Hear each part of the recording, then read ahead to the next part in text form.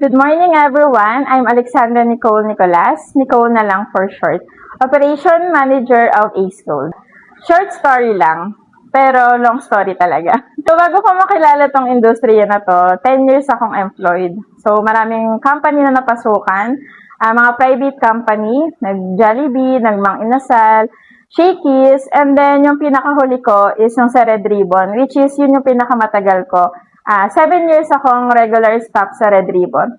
Pero, syempre, ang nakakalungkot kasi talaga sa pagiging employed, lalo sa mga pamilyadong tao katulad ko, hindi sapat yung sinasahod.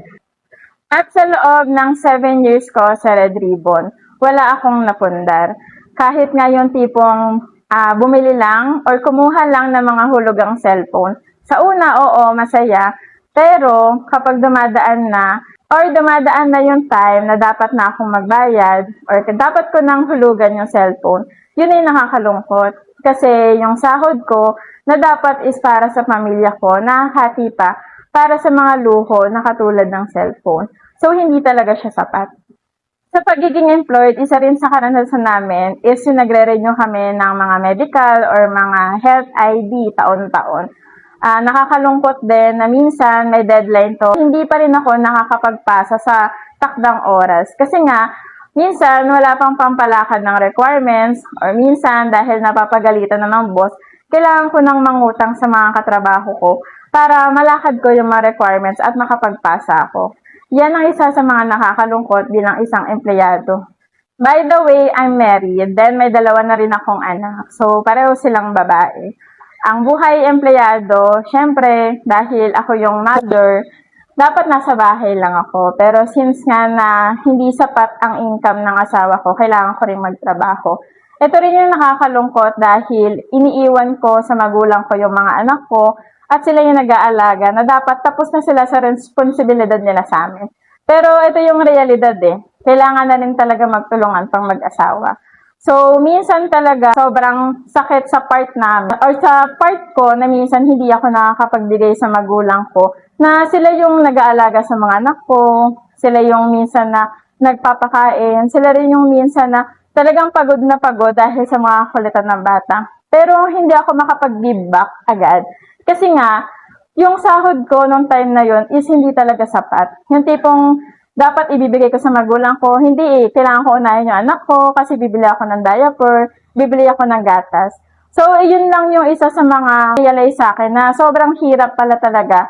Lalo kapag nasa Pilipinas ka at empleyado ka na hindi sapat yung sahod. So, that time, nag-usap na talaga kami ng asawa ko na kailangan ko munang i-give up yung trabaho ko. And then, mag-stay muna ako sa mga anak ko. Hindi man sapat yung income niya. Pero naisip kasi niya na sa bahay muna ako kasi nga napapagod na yung mga magulang ko sa pag-aalaga. Syempre, hindi na rin naman kasi sila pabata, patanda na rin sila. So, kailangan talaga is kahit pa paano ako na yung nag-aalaga sa mga anak ko. So, nung time na yun, nagre-render na lang ako sa Red Ribbon. Konti na lang, mga ilang araw na lang talaga is matatapos na yung kontrata ko sa Red Ribbon. Tapos, nung time na yun, syempre naka-duty ako. Di may bumili sa akin na customer. So, siya yung nagpakilala sa akin sa real estate. So, siya si Sir TJ. Actually, bumili lang siya ng cake para sa client niya. And kilala ko naman talaga siya kasi nga dati siyang ka-work ng kapatid ko. Pero, nung time na yun kasi, nagpasulat siya sa cake. Then, congratulations, ganyan, welcome to your new home, ganyan. Tapos, from agent TJ and Raymond. So, ako sa kanya na sabi ko, para saan ka ako yung cake na yon. So, yun nga, sabi niya is may lilipat nga daw na client. Nasa real estate industry nga siya. So, syempre, nung time na yon is nagre-render na lang ako. Parang napaisip ko, sabi ko, tinanong ko siya, ano bang meron dyan? Tapos, siya, nakapostura kasi siya. So, naintriga ako, ano kayang ginagawa nitong taong to? Ba't nagbibigay ng cake sa ibang tao? Tapos, nakapostura siya. So, nagtanong ako sa kanya kung ano yung ginagawa niya. Yun nga, inintroduce na sa akin yung real estate. Tapos, hindi na rin naman siya masyadong nagkwento sa akin Parang pinasabik pa niya ako. So, ang sabi niya sa akin is attend na lang daw ako ng orientation. Di, syempre, go ako. Kasi syempre, pwede namang itry muna. So, sige ako, attend ako ng orientation. So, nung nakatanda ako ng orientation, may pasok pa ako nun, pero nagpaalam lang ako. Tapos nung nakaroon ako orientation, talagang okay Sabi ko, okay to okay yung industriya na to. Bukod sa, nandito yung hinahanap ko na walang time in, time out, walang boss, yung tipong mag-alam ko na magkakaroon ako ng oras na sa mga anak ko at the same time, nagkatrabaho pa ako. So, nung pagka-attend ko sa orientation, after ko sa orientation, training na. 3 days training. Siyempre, nag-render pa lang ako. Sabi ko, hala, nag-render pa lang ako. So, ang nangyari dahil willing na nga ako Gusto ko nang itry. So, nagpaalam ako. Nag-sick leave ako. Ganyan. So, ngayon lang malalaman ng mga taga-Red Ribbon. Sorry na po talaga. So, nag-sick leave po ako nung time na yon. Nagpaalam ako na may sakit ako. Pero ang totoo talaga is, umattend ako. Kasi nga, gusto ko nga matry Gusto ko pang malaman anong meron. Bakit maraming nag-testimonial sa harap na kumikita ng malaki at karamihan pa sa kanila is working mom. So, syempre, ang nasa isip ko, kung kaya nila, baka kaya ko rin. Which is working mom nga sila Minsan, nakikita ko na may dala pa silang mga anak. So, pwede. Which is sa pagiging employed kasi, hindi talaga siya pwede. So, nung time na yon natapos ko yung training. Ayan, natapos ko na yung training. Tapos, natapos na rin yung contract ko sa Red Ribbon. So, nag-full-time na ako. Nag-decide na ako na 100% na mag-full-time sa real estate industry. So, nung time na nandito na ako sa real estate industry, nagugustuhan ko na talaga yung ginagawa ko. As in talagang, halos araw-araw talaga is nandito yung naranasan ko na ma-intern ako ng mga client na minsan 10 a.m. yung schedule nila, 7 a.m. or gabi pa lang is kino-confirm na namin si client kung matutuloy or pupunta for site viewing. So, nag-confirm naman si client pero minsan talaga yung on the way na ako, nasa biyahe na ako, nasa jeep na ako, saka pa lang mag-message si client na hindi siya makakapunta. Minsan pa nga nasa site na. Nasa site na ako pero mag-message na hindi sila pupunta. So, syempre, yung expectation ko, naka-ready na ako, okay na ako, ready na akong harapin si client, which is masakit para sa mga bago or katulad ko na bago pa lang sa industry na hala, bakit may mga client na nag-confirm pero hindi naman sila pumupunta. So, yun yung mga isang struggle din na hinarap ko na hindi ko naman na-experience dati sa pagiging employed pero na-experience ko dito. Pero ang nakakatuwa naman kasi na laging nire-remind din sa akin ng mga leader ko dito na yung mga struggle na yon, yung mga pagsubok na yon, okay lang yon. Minsan nga, kino-congrats pa nila ako kapag nararanasan ko yun. Na parang papaisip ako, wala, nag-fail na nga ako nasaktan na nga ako, ba't kino-congrats nila ako? Which is, yun pala yung way nila para tumatag ako or para matuto ako. Kasi, mas okay na maranasan siya kesa naman na hindi mo siya maranasan. Hindi mo mararanasan yung sakit. Kasi sure naman daw na 100% after ng mga struggle na yun, na nahirapan ka, is merong mga tao or may mga client na mag-yes na sa atin. And then, meron din naman mga time na na-experience ko, yung client is kinausap na ako. Siyempre, ang thinking ko is sa akin na talaga siya magre-reserve. Pero dadating yung time na hindi na sila magre-reply sa'yo. Tapos makikita mo na lang na nagre-reserve na sila sa ibang ahente. So sa part ko, lalo nung time na yun na bago ako, sobrang sakit. Kasi kumbaga ako yung nag-assist, ako na yung nag-explain sa lahat ng client, pero sa iba sila nag-reserve. So time na yun, masakit talaga para sa part ko.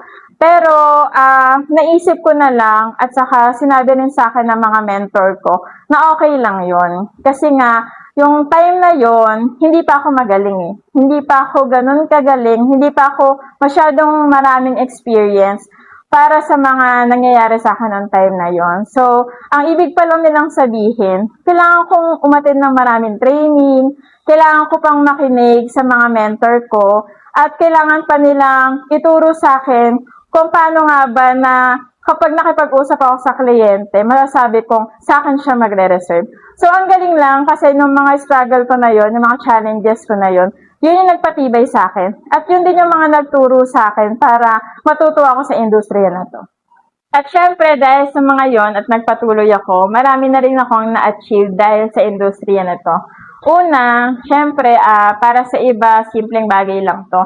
Pero yung tipong mabilan ko yung sarili ko ng bagong damit, bagong sapatos. Minsan talaga, pinagdadamot ko pa yun sa sarili ko. Pero nandito na ako, ang dami ko kasi na-realize na bago ako humarap sa ibang tao, kailangan presentable ako at okay ako. So, nung time na yon, dito rin ako natuto na dapat ayusan ko yung sarili ko muna. So, nabilan ko ng sapatos sa sarili ko, ng mga bagong damit, kahit pa paano naayusan na rin yung sarili. Simple lang para sa ibang tao, pero sobrang malaking impact para sa akin na at least kahit pa paano at paunti-unti, nabibilan ko na yung sarili ko. Siyempre, yung pangalawa, yung isa sa pangarap ko is kahit pa paano is makapag-give back sa family ko. So, nung time na yon is nakapag-grocery kami or napag-grocery ko si mama. Saka hindi lang siya sa basta-bastang grocery talaga. Sa Landers ko pa napag-grocery si mama. Actually, first time ni mama. Kaya sobrang saya namin kasi na-experience namin na ipag-grocery si mama ng worth 10,000 sa Landers. And yung pangatlo naman, so, di ba kanina nabanggit ko na dati, nung employed ako, is inuutang ko nga lang yung cellphone, hulugan, and then pagdating ng payment time na, sobrang hirap na ako kasi kapos na yung sahod ko. Pero ngayon, nakabili na ako ng brand new na iPhone 40. So, nakakatuwa lang kasi syempre, nakikita ko kung ano na yung pinaghihirapan ko. At saka, sobrang proud ako sa sarili ko. So, nung time kasi na yon, nagkaroon kami ng training. Marami kasing bundok doon. Siyempre, nung gabi, nakatingin kami sa langit and then nag-aabang kami ng shooting star. Sakto talaga, nung pagtingin ko is may dumaan na shooting star. Sabi kasi nila, kapag kami nakita kang shooting star, mag-wish ka daw. So, nag-wish ako noon na sana monthly talaga na magkaroon na ako ng benta. So, thank you Lord kasi nung time na yon is sunod-sunod na buwan na may benta ako. And then, nagkaroon din ako ng highest sales ko which is 5 sales. Kaya sobrang grateful ako noon kasi sa dami ng struggle na pinagdaanan ko simula nag-i-start ako sa real estate hanggang sa ngayon. Sobrang grateful lang. Hindi ko rin ma-explain din kasi talaga yung nararamdaman ko. Sobrang saya ko kasi nakilala ko yung industriya na to. Kasi na-imagine ko paano kung hindi ko nga nakilala, paano kung hanggang ngayon employed pa rin ako. Siguro yung mga naibibigay ko sa mga anak ko ngayon, yung mga dapat na papa-experience ko sa kanila, pati sa mga magulang ko, hanggang ngayon, pangarap pa rin siya. Hanggang ngayon, hindi ko pa rin napapa-experience sa kanila. At syempre, yung mga pinaka-biggest ko talaga na mga pangarap, yung una is yung makapunta ako sa ibang bansa. So, sobrang grateful ko sa industriya na to kasi kung hindi ko to nakilala, hindi ko may experience na makapunta sa ibang bansa. So, nakapunta ako sa Thailand na sa industry na to nang walang binabayaran. Imagine, nagbenta ka lang, pero may free travel pa silang ibibigay sa'yo dahil nagbenta ka. Pero yung komisyon, sa'yo mapupunta, kapalit nun, meron ka pang incentive na imanggagaling sa kanila para ma-experience mo or makapag-relax ka naman din kahit minsan. Hindi lang dito sa Pilipinas, sa ibang bansa pa. So, sobrang grateful lang din talaga ako. And then yung last naman, dati, sobrang hirap talagang mag-commute. Sobra talaga. Sobrang hirap mag-commute. Lalo na taga Pandi ako. So, from Pandi, papuntang Marilao, yun pa yung binabiyahe ko. Para ako nagmamanila kasi nasa 1.5 hours yung biyahe. Minsan kapag traffic, nasa 2 hours pa. Tapos minsan, umuulan pa. So, yung struggle lang na pupunta ka sa trabaho mo or may kliyente ka, tapos umuulan. Imaginein mo yung makikipag-meet ka sa client, tapos basang-basa ka. Yung mukha ka ng hindi ahente, dahil mukha ka ng gusgusin, dahil basang-basa ka. So, yung mga ganong struggle lang na na-experience ko na nakapag-motivate sa akin na, ay, kailangan sa susunod, may sarili na akong sasakyan at isasakay ko naman yung mga kliyente ko dito. Siyempre, yung pamilya ko. And, thank you Lord dahil hindi ako sumuko, hindi ako tumigil, nagpatuloy ako, lumaban ako. And ngayon, meron na akong Toyota Vios na naisasakay ko ang pamilya ko, naisasakay ko yung mga kliyente, at naisasakay ko yung team na hindi na namin kailangan mabasa sa ulan. Sa industriya na ito, hindi talaga imposible na magkaroon ka ng maraming sales. Hindi rin imposible na magkaroon ka ng malaking income na ilalaan mo para sa pamilya mo, sa sarili mo, at sa ibang tao. Hindi rin imposible na pwede kang makarating ng ibang bansa nang dahil sa industriya na to. At lalong hindi imposible na hindi ka makakakuha ng sasakyan. Basta lagi mo lang tatandaan na pwedeng magpahinga pero wag kang susuko. At syempre, lagi mo lang mamahalin ang industriya nito. Mahalin mo lahat ng challenges at struggle na dadating sa'yo. Kasi nakikita ni Universe yan. At ibabalik niya yan sa'yo ng sobra-sobra. Once again, I'm Alexandra Nicole Nicolas, Operation Managers of East Gold. And yes, I am aiming for victory.